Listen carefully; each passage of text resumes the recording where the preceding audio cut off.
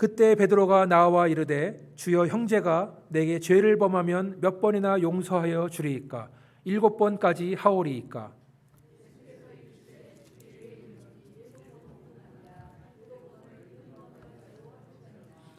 그러므로 천국은 그 종들과 결산하러 하던 어떤 임금과 같으니 갚을 것이 없는지라 주인이 명하여 그 몸과 아내와 자식들과 모든 소유를 다 팔아 갚게 하라 하니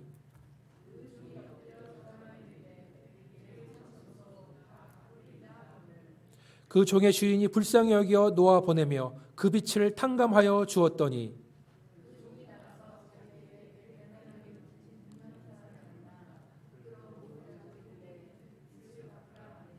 그 동료가 엎드려 간구하여 이르되 나에게 참아 주소서 갚으리이다 하되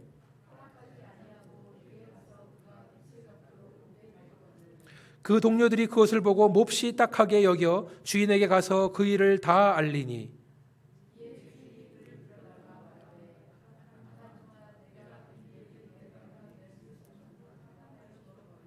내가 너를 불쌍히 여긴 것 같이 너도 내 동료를 불쌍히 여김이 마땅하지 아니하냐 하고.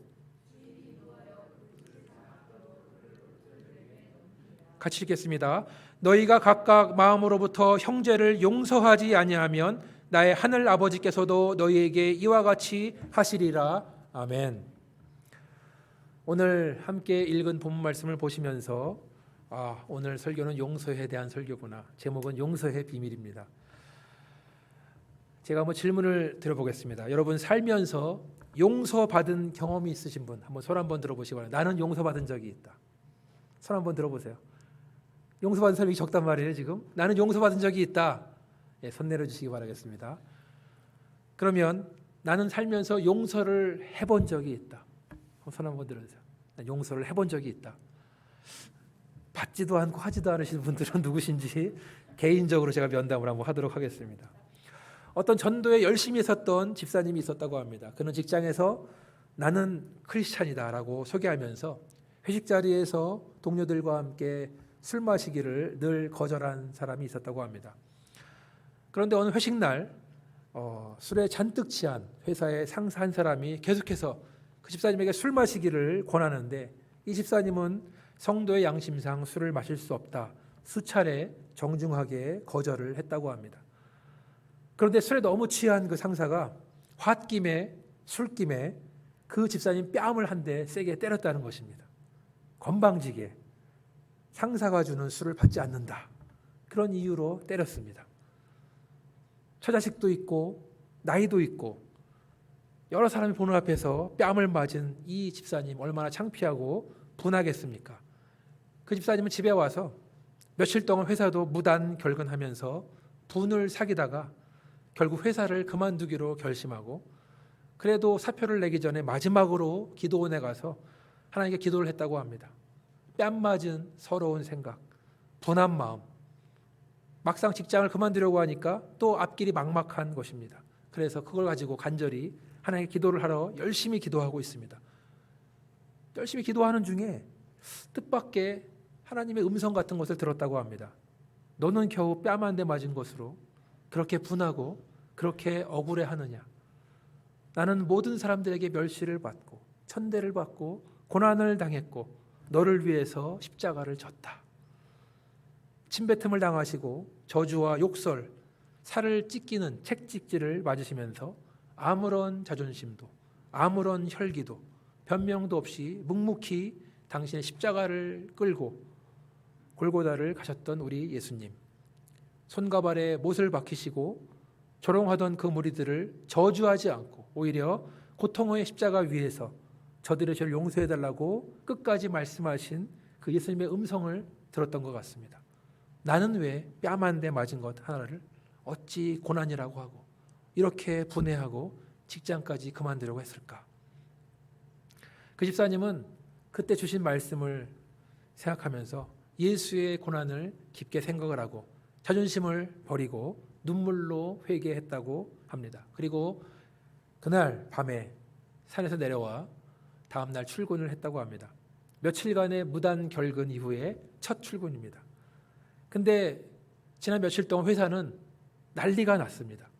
그의 뺨을 빼렸던 그 상사가 아주 곤란한 층에 처한 것이 중징계를 받을 위기가 있는데, 그 이유는 그분이 처리했던 일들에 문제가 생겨서 회사에 큰 손해를 입혔고, 또 성실한 사원 한 사람 뺨을 때렸다는 것이 알려진 다음에 이제 문제가 됐습니다. 징계를 받을 수밖에 없는 상황이 됐습니다. 그 사실을 들은 그 억울한 집사님은 자기의 뺨을 때린 그 상사를 위해서 오히려 두둔하고 그를 구명하기로 했다고 합니다. 그렇게 피해 당사자인 이 집사님이 적극 나서서 그 이분을 도와주니까 결국엔 회사에서도 그러면 이번 사건은 무마하는 걸로 넘어갔다는 얘기가 있습니다. 술을 마시지 않았다고 뺨을 때렸던 그 상급자는 이 젊은 집사의 이해할 수 없는 관용과 사랑에 감동이 돼서 당신이 믿는 예수 나도 한번 믿어보자, 그리스도인이 됐고 지금은 그 직장의 신우회 회장이 돼서 다른 사람을 열심히 전도한다는 얘기를 들었습니다. 자기 뺨을 때린 직장 상사를 용서했더니 하나님이 그 사람도 구원해 주시고 그 사람을 전도의 일꾼으로 삼았다는 이야기입니다. 용서에는 능력이 있는 줄 믿습니다. 저는 오늘 말씀을 준비하면서 용서에 대해서 많은 생각을 해봤습니다. 그런데 우리들이 알고 있는 일반적인 용서와 하나님 말씀하시는 용서에는 좀 차이가 있다는 것을 발견합니다. 만약에 내가 생각하는 용서와 예수님 말씀하신 용서의 개념이 다르다면 어떻게 해야 됩니까? 우리 것들을 버리고 예수님 말씀하시는 걸 받아들여야 되지 않겠습니까? 세상에서는 당신 그 사람한테 이 정도 했으면 충분히 했어, 그냥 포기해, 이제 봐주지 마, 이렇게 세상에서 말하고 있습니다.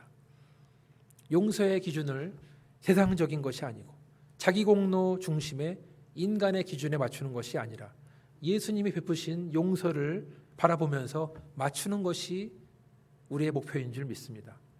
오늘 성경 본문에서 베드로가 질문을 합니다. 베드로는 특별히 생각을 많이 하지 않고 말부터 하는 성격이 불같은 사람입니다. 이렇게 말하죠. 주여, 형제가 내게 죄를 범하면 몇 번이나 용서해 줘야 됩니까? 7번까지 하오리이까? 제가 이 말씀을 보면서 그 유진 피러슨이 번역한 메시지 성경을 한번 봤습니다. 이렇게 나왔습니다. 주님, 제게 상처를 주는 형제나 자매를 몇 번이나 용서해야 됩니까? 7번이면 되겠습니까?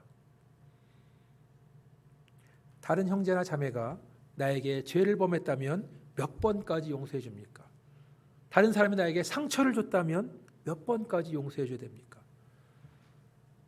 사랑하는 성도 여러분, 구원받은 성도라면 몇 번까지 용서해 줘야 됩니까? 우리 부모님들, 우리 자녀들이 말 안 들으면 몇 번까지 참으십니까? 여러분, 상처 준 사람이 있다면 몇 번까지는 견디십니까? 어떤 사람이 이렇게 말합니다. 왜 용서합니까?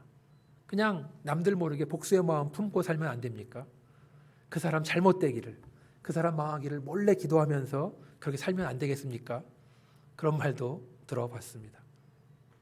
베드로가 7번 용서하면 되냐 이렇게 말한 데에는 그 사회적 상황적 근거가 있습니다. 그 당시 유대인의 종교 지도자들은 3번까지는 용서해라 라고 가르쳤다고 합니다. 3번은 용서하는데 4번째부터는 참지 마라, 이렇게 가르쳤다 그래요.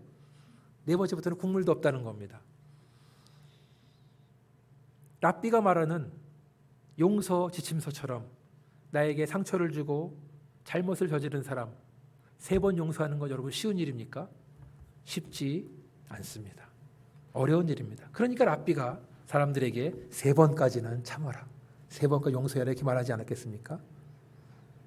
베드로가 이렇게 질문한 데에는 자기 스스로 예수님에게 또 자기 동료들에게 좀 잘 보이려고 하는 의도가 들어 있습니다.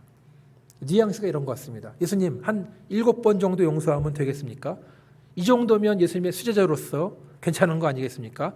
앞으로 저는 용서하고 살겠습니다, 이렇게 말하는 것 같아요.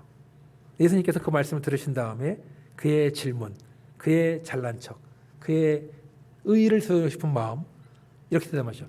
7번 어림도 없다, 7번에 70번 그렇게 용서해라. 이 말이 뭐냐면 7 곱하기 70 숫자로 490번이 됩니다. 그러면 우리는 성경에 나온 대로 490번 체크하면서 490번까지 채우라는 말씀입니까? 490번까지 용서하고 491번째부터는 용서하지 말라는 말씀입니까? 예수님이 7번에 70번 용서하라고 말씀하신 이유는 끝까지 용서해라. 용서를 멈추지 말라는 말씀입니다. 동시에 예수님 베드로에게 네 힘만 가지고는 용서할 수 없다라고 말씀하시는 것입니다. 여러분들 이 말씀 믿으시면 아멘 하시기 바라겠습니다. 아멘. 아니 어떻게 하면 나에게 상처를 준 사람들, 나에게 잘못한 사람들 끝까지 용서할 수 있단 말입니까? 어떻게 상처받은 마음을 복수하지 않고 용서할 수 있단 말입니까? 내가 예수님도 아닌데. 예수님께서 베드로에게 그렇게 용서하라고 말씀하신 다음에 한 가지 이야기를 들려주십니다. 그 이야기에는 같이 읽은 것처럼 한 왕이 등장하고 종들이 등장을 합니다. 23절에 보니까 천국은이란 말로 시작을 합니다. 예수님은 용서를 말씀하시면서 천국을 말씀하시는 겁니다. 이것만 봐도 용서와 천국은 아주 깊은 밀접한 관계가 있다는 것입니다. 이것만 봐도 천국에는 용서가 가득한 곳이구나라고 짐작할 수 있습니다. 그곳에 있으려면 그 사람들은 그 마음속에 다른 사람을 향한 비뚤어진 마음이 있는 것도 아니고 복수심으로 가득 찬 것도 아니고 미워하는 마음도 없고 분노하는 마음도 없다는 것입니다. 자, 지금 저와 여러분 마음속은 어떻습니까? 지금 이 마음 그대로 천국에 올라가면 부끄럽지 않을 준비가 되었습니까? 그렇게 되시기를 주님의 이름으로 축원합니다. 아멘. 천국은 마치 결산을 하려고 하는 어떤 임금과 같다고 했습니다. 결산이 뭡니까? 돈 계산한다는 것입니다. 임금님께서 종들에게 돈을 나눠줬는데 이제 시간도 지났고 그 돈을 얼마나 늘렸는지 얼마나 손해를 봤는지 결산을 하겠다는 것입니다. 여기서 돈은 우리들에게는 맡겨진 시간이 될 수도 있습니다. 재능이 될 수도 있습니다. 우리에게 주어진 영적인 기회가 될 수 있습니다. 임금은 결산을 통해서 종들을 칭찬하고 종들을 벌하십니다. 그 말은 우리도 언젠가는 하나님 앞에서 결산할 때가 온다는 말씀입니다. 과연 우리는 이 세상에서 어떻게 살아왔는가? 예수님을 잘 믿고 살아왔는가? 하나님 주신 그 소중한 시간과 그 기회들을 잘 사용했는지 결산할 때가 온다. 우리 지난주 암송 말씀 히브리서 4장 13절 결산을 받으시는 이 하나님이십니다. 결산은 단순히 구원받아서 천국 가고 안 가고의 문제가 아닙니다. 구원받은 이후에 그 성도가 얼마나 하나님 맡긴 사명을 잘 감당했는지 물어보겠다는 것입니다. 여러분 결산 잘 받을 준비가 되어 있습니까? 아멘 하시는 삶이 되시기를 바라겠습니다. 지금 종 하나가 왕 앞에 와서 불려왔습니다. 그는 임금에게 상상도 할 수 없는 큰 빚을 진 종입니다. 아마도 임금의 돈을 가지고 이것저것 사업을 하다가 왕창 말아먹은 것 같습니다. 요새 신문을 보니까 이런 얘기 종종 많이 나오죠. 어떤 회사의 재정 담당 말단 직원이 공금을 횡령해서 수입차를 타고 명품 시계와 명품 백을 막 사다가 이제 남은 돈으로 자기 손해를 메꾸려고 막 주식에 다 넣었다가 다 날려버렸다는 뉴스. 나오는 거 보니까 이 성경 말씀이 허황된 것만은 아니구나라는 생각을 하게 됩니다. 왕 앞에 무릎 꿇고 죄 지은 종의 모습은 정말로 비참한 모습입니다. 부끄럽고 죄송해서 차마 고개를 들지 못하고 땅만 바라보고 있습니다. 갚을 돈이 없다는 것을 안 왕은 판결을 내립니다. 이 못된 종과 그 아내와 그 자녀들을 다 노예로 팔아버려라. 그리고 그에 가지고 있는 모든 물건을 팔아서 돈으로 바꿔와라. 할 말이 없습니다. 그 판결 앞에서. 유구무원입니다. 종이 빚진 금액이 얼마인가 보니까 1만 달란트라 그럽니다. 물론 지금 1만 달란트가 어느 정도인지 정확한 금액은 아니지만 한 달란트가 약 25만 불 정도 된다 그래요. 한 달란트가 25만 불이에요. 그러니까 1만 달란트를 지금 돈으로 하면 25억 불이라고 합니다. 우리 같은 사람은 뭐 꿈도 못 꾸는 만져보지도 못하는 상상도 할 수 없는 그 어마어마한 액수를 이 종이 날려먹은 겁니다. 왕은 그에게 갚을 일령이 없는 것을 알고 명령을 내립니다. 이 사람도 팔아버리고 아내도 팔아버리고 자식도 팔아버리고 집도 팔고 다 팔아서 돈으로 만들어 와. 그래서 이 판결은 마땅한 판결입니다. 이 말을 들은 종이 왕에게 절을 하며 소리를 지릅니다. 내게 참으소서. 다 갚으리이다. 그 말을 들은 주인에게 놀라운 변화가 생깁니다. 조금 전까지만 해도 분노했던 왕은 그 불쌍한 종을 보면서 마음이 움직입니다. 불쌍한 마음이 생겼습니다. 그리고 왕은 그의 빚을 다 탕감해 줍니다. 그를 풀어줍니다. 왕이 그의 빚을 탕감해 줬기 때문에 그의 빚은, 밸런스는 제로가 됐습니다. 그는 이제 왕에게 빚진 것이 없습니다. 자, 왕은 왜 이 사람을 용서해 줬다고요? 그가 불쌍해서, 그를 불쌍히 여겼기 때문에 그를 용서해 줬습니다. 손해는 어마어마하게 받지만 왕은 단번에 그 빚을 탕감해 줬습니다. 불쌍해서 용서해 줬다.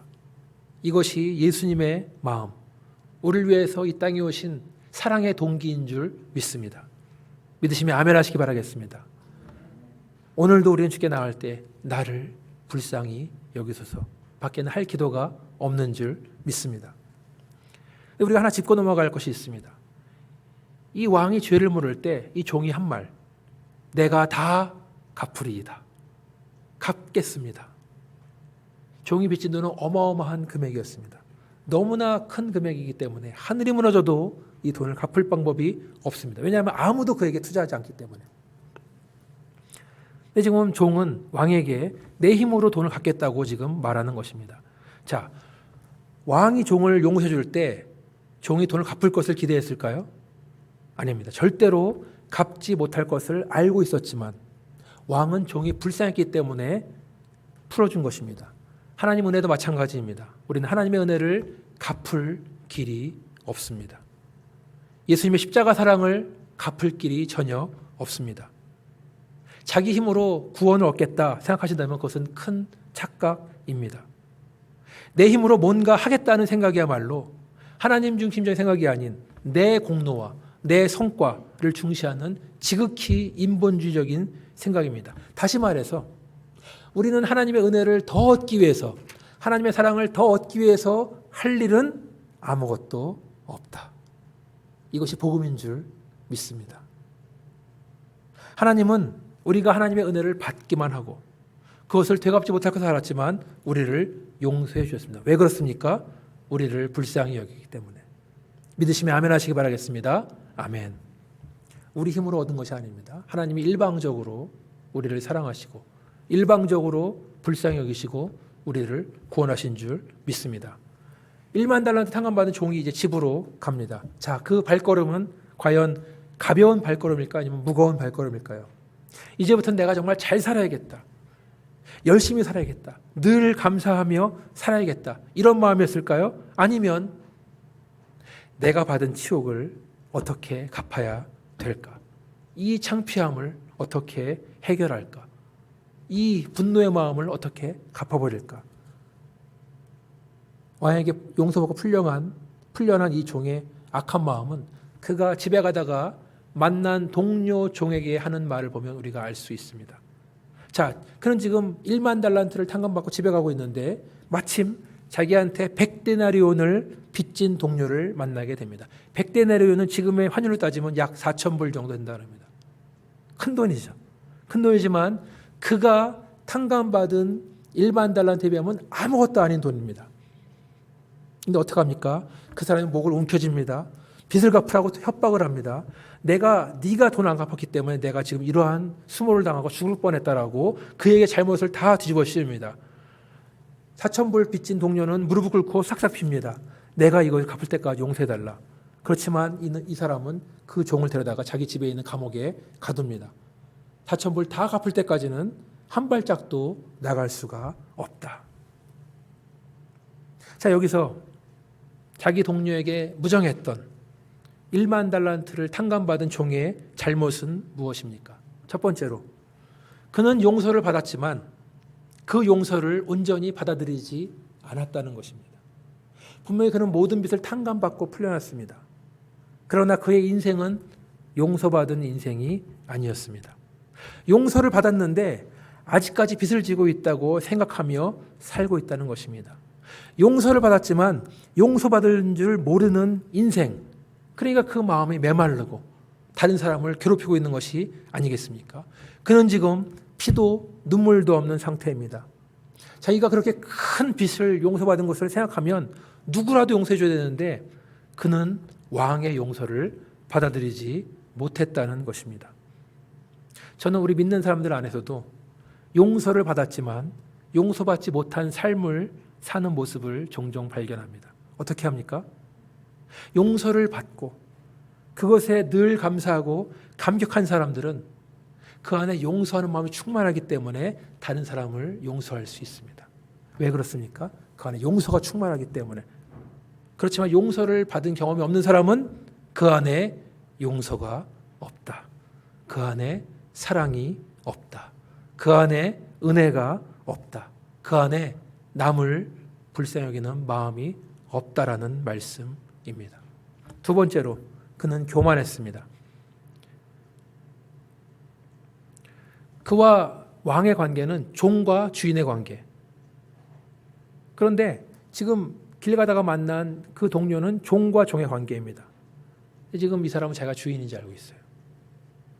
물론 이 사람이 1만 달란트라는 거금을 운영했던 종입니다.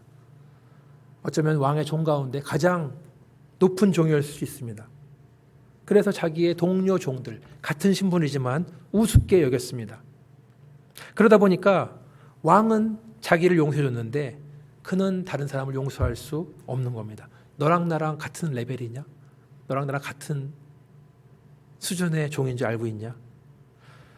제가 싫어하는, 말씀드린지 모르겠는데 싫어하는 것 중 하나가 목사를 향해서 뭐 큰 종이시니 뭐 귀한 종이니 이렇게 부르는 것을 아주 싫어합니다.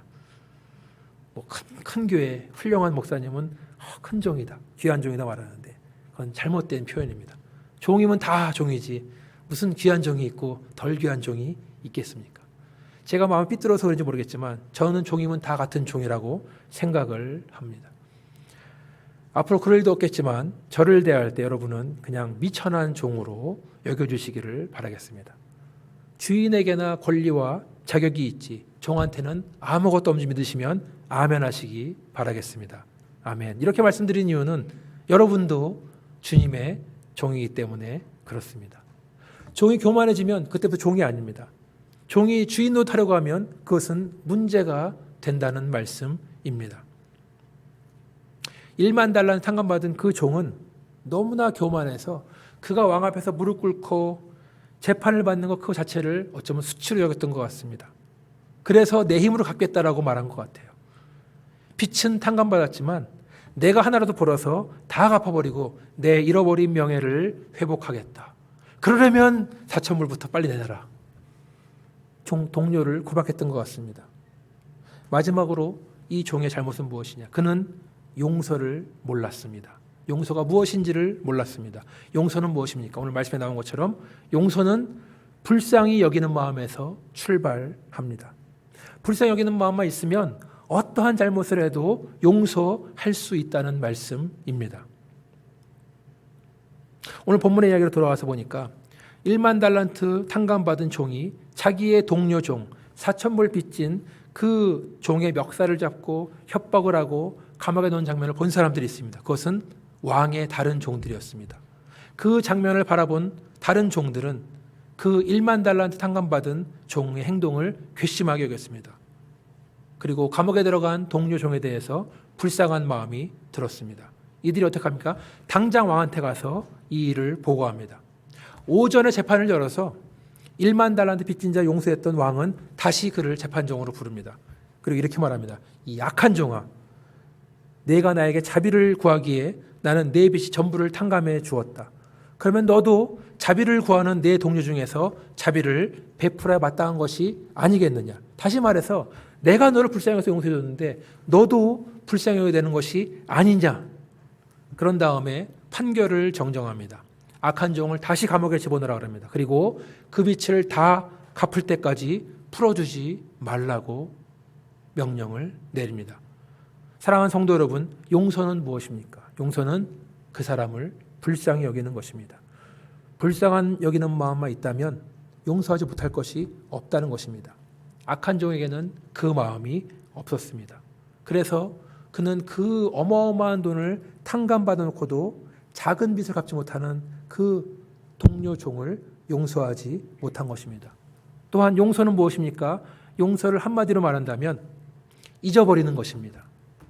용서는 잊어버리는 것입니다. 랍비가 말하는 3번까지 용서해주고 4번째 용서해주지 마라. 이 말은 처음 3번도 온전한 용서가 아니라는 것입니다. 오히려 너 한 번만 더 잘못해봐라. 내가 너를 단단히 혼내줘 버리겠다라는 빌미밖에 안 된다는 말씀입니까? 여러분, 우리가 그렇게 하지 않습니까? 아이들이 잘못했거나 다른 사람이 잘못했을 때 내가 지난번 너 용서해줬는데 또 그랬단 말이야. 이제는 못 봐주겠어. 이렇게 말하는 것은 처음부터 용서하지 않았다는 것입니다. 그 사람의 잘못을 또렷이 기억한 다음에 그것을 용서하지 않았다는 것입니다. 언젠가는 너 잘못한 거 대가를 반드시 치르게 해주겠다. 그런 다음에 마음속 깊은 곳에 저장을 해놓습니다. 그리고는 그를 공격할 기회만 노리고 있습니다. 여러분, 그런 인생은 바로 비참한 인생인 줄 믿습니다. 사랑하는 여러분, 하나님께서는 우리를 용서하셨을 때 우리의 모든 죄를 다 잊어버리셨습니다. 시편 103편 12절 같이 한번 읽어볼까요? 시편 103편 시작. 동이 서에서 먼 것 같이 우리의 죄가를 우리에게서 멀리 옮기셨으며, 하나님이 우리를 용서하실 때 우리의 죄를 다 잊어버렸습니다. 동에서 서는 절대로 만날 수가 없습니다. 하나님은 그만큼 거리로 우리 죄를 치워버렸습니다. 하나님은 용서하신 것을 다시는 기억하지 않으십니다. 어떻게 이게 가능합니까? 예수님의 십자가 보혈로만 이 일이 가능한 줄 믿습니다. 하나님이 보여주신 용서에는 비밀이 있습니다.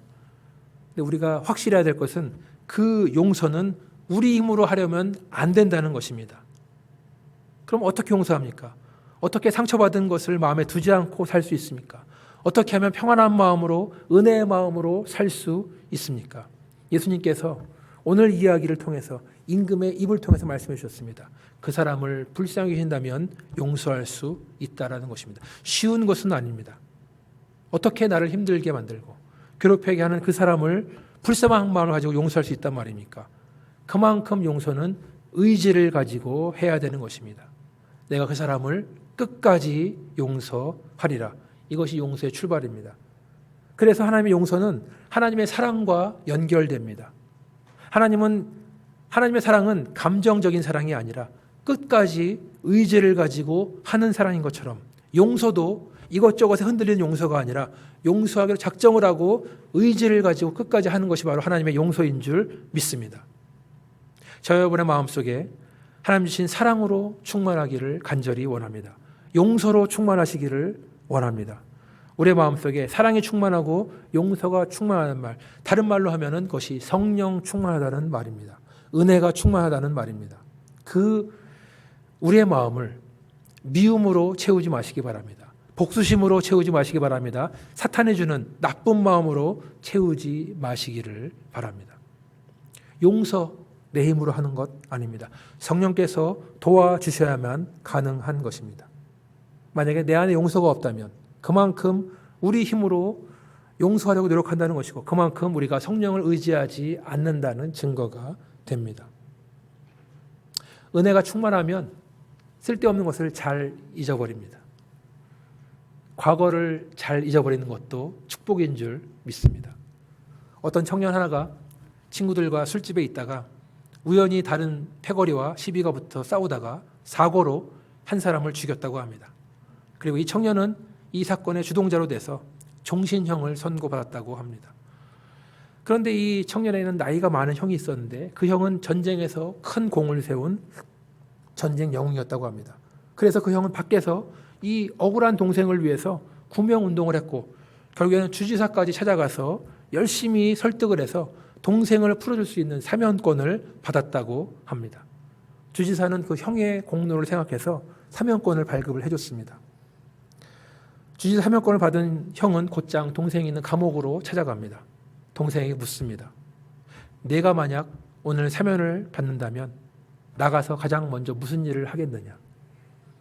그 말을 듣는 동생은 얼굴을 찡그리면서 이렇게 말합니다. 만약에 내가 오늘 감옥에서 나간다면 가장 먼저 나를 감옥에 집어넣은 판사를 죽일 것이다. 그 다음에 재판장에 불리하게 증언했던 그 증인을 찾아가서 총으로 쏠 것이다. 그렇게 말을 했다고 합니다. 그 말을 들은 형은 즉시 자리에서 일어나 감옥에서 나왔다고 합니다. 동생을 방문했던 형의 안주머니에는 사면장이 있었지만 형은 도저히 이대로 동생을 풀어줄 수 없었다는 것입니다.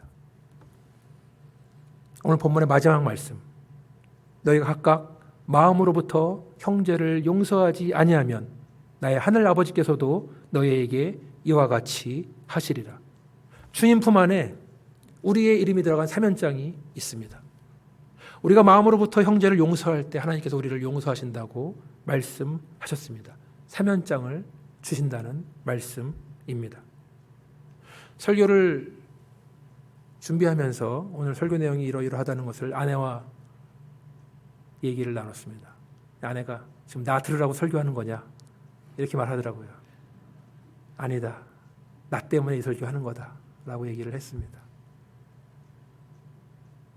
그렇습니다. 이 설교는 저 들으라고 하는 설교입니다.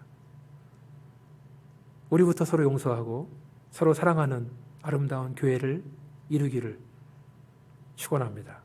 주님의 사랑과 은혜가 충만한, 용서가 충만한 교회가 되시기를 주님의 이름으로 축원합니다. 다시 한번 기도하시겠습니다. 아버지 하나님, 오늘 주신 말씀을 통해서 과연 나는 하나님의 용서를 받았는가? 그리고 나는 다른 사람들을 용서하며 살고 있는가? 돌아보게 됩니다. 주님께서 먼저 나를 불쌍히 여기시고 나를 용서하시고 나를 구원하셨는데 아버지 하나님, 우리의 살아가면서 우리 마음속에 다른 사람을 향한 불쌍히 여기는 마음으로 충만할 수 있도록, 사랑의 마음으로 충만할 수 있도록, 은혜의 마음으로 충만할 수 있도록 도와주시기를 간절히 원합니다. 용서는 그 사람의 잘못을 잊는 거라고 했는데 아버지 하나님, 우리가 잊어버림으로써 과거로부터 자유할 수 있도록 하나님 도와주셔서 이 모든 말씀을 예수님 이름으로 기도합니다. 아멘.